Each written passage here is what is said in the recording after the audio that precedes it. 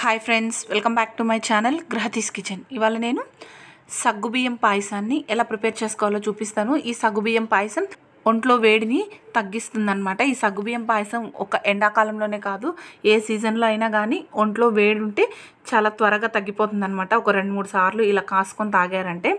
ఇప్పుడు మనం ఈ సగ్గుబియ్యం పాయసాన్ని ప్రిపేర్ ఎలా చేసుకోవాలో చూద్దాం. ముందుగా నేను ఇక్కడ ఒక గ్లాసు సగ్గుబియ్యానికి 4 గ్లాసులు నీళ్లు తీసుకున్నాను. మీకు కావాలంటే నీళ్ళ బదులు పాలైనా సరే తీసుకొని పాలల్లో అయినా సగ్గుబియ్యాన్ని ఉడికించుకోవచ్చు. అన్ని పాలు పోయలేము అనుకునే వాళ్ళు ఇలా ఒక గ్లాస్ సగ్గుబియ్యానికి 4 గ్లాసులు నీళ్ళు పోసి నీళ్ళు బాగా మసిలిన తర్వాత ఈ సగ్గుబియ్యాన్ని వేసుకోవాలి. నేను ఇక్కడ సన్న సగ్గుబియ్యం తీసుకున్నాను. ఈ సగ్గుబియ్యాల్లో కూడా 3-4 రకాలు ఉంటాయన్నమాట. లావు తీసుకుంటే టైం పడుతుంది.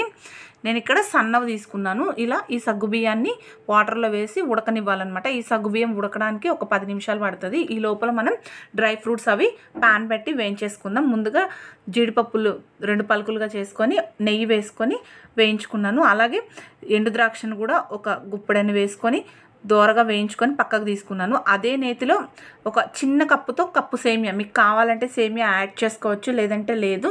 నేను ఇక్కడ బ్రౌన్ సేమియా తీసుకున్నాను. ఈ సేమియాని నేతిలో వేయించుకొని సేమియాని కూడా పక్కకు పెట్టేసుకున్నాను. ఇవన్నీ వేయించుకునే లోపల మనకి ఈ సగ్గుబియ్యం అనేవి ఉడికిపోయాయి అనమాట. ఇక్కడ చూపించిన విధంగా సగ్గుబియ్యం ఉడికిపోయినట్టే అనమాట. ఎక్కువసేపు ఉడకాల్సింది లేదనమాట. ఈ సగ్గుబియ్యం ఒక్క 10 నిమిషాలు ఉడికితే సరిపోతుంది మీడియం ఫ్లేమ్లో. ఇప్పుడు ఇలా సగ్గుబియ్యం ఉడికిన తర్వాత మనం ముందుగా వేయించి పెట్టుకున్న బ్రౌన్ సేమియాని కూడా ఇందులో యాడ్ చేసేసుకోవాలి. ఈ సేమియా కూడా ఒక 2-3 నిమిషాలు ఈ సగ్గుబియ్యంతో పాటు ఉడికిందంటే సేమియా ఉడికిపోతుంది అనమాట.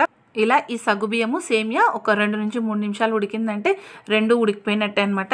ఇప్పుడు మనం ఈ ఉడికిన సగ్గుబియ్యం పాయసంలోకి పాలు పోసుకోవాలన్నమాట. పాలు బెల్లం వేసుకోవాలి. ముందుగా బెల్లం వేసుకుందాం. పాలు పోసామంటే ఒక్కొక్కసారి బెల్లం వేస్తే పాలు అనేవి విరిగిపోతాయి. లాస్ట్లో పాలు పోసుకుందాం. అందుకనేసి ముందు 1 కప్పు తురిమిన బెల్లాన్ని ఈ ఉడుకుతున్న సగ్గుబియ్యం సేమియాలోకి యాడ్ చేసేసుకొని ఒకసారి బాగా కలిపేసి ఒక 2 నిమిషాల పాటు ఉడికినిచ్చామంటే ఎక్కువసేపు ఉడకకూడదు అనమాట. బెల్లం వేసిన తర్వాత 1 నిమిషం పాటు అట్లా ఉడికిందంటే ఈ బెల్లం అనేది బాగా మిక్స్ అయిపోతుంది.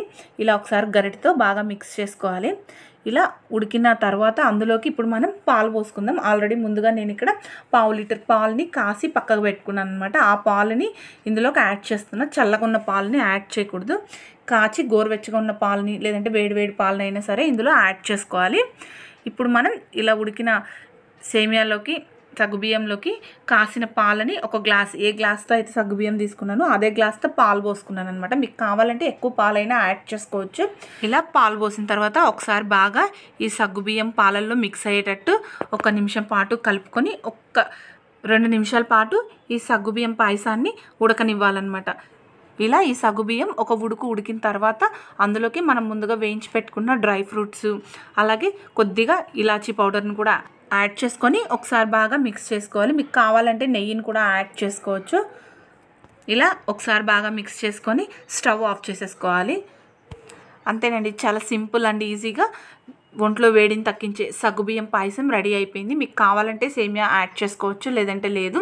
ఇలా ఈ సగ్గుబియ్యం పాయసం తాగారంటే చాలా బాగుంటుంది. మీకు కావాలంటే పెసరపప్పును కూడా ఉడికించి యాడ్ చేసుకోవచ్చు. ఈ సగ్గుబియ్యంలో ఇంకా టేస్ట్ చాలా బాగా వస్తుంది అనమాట.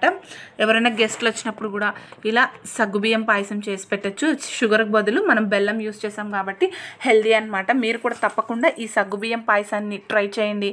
అలాగే మర్చిపోకుండా గ్రహతీస్ కిచెన్ని సబ్స్క్రైబ్ చేసుకోండి. ఈ రెసిపీస్ కానీ మీకు నచ్చినట్టయితే మీ ఫ్రెండ్స్కి రిలేటివ్స్కి షేర్ చేయండి. Thank you friends, bye.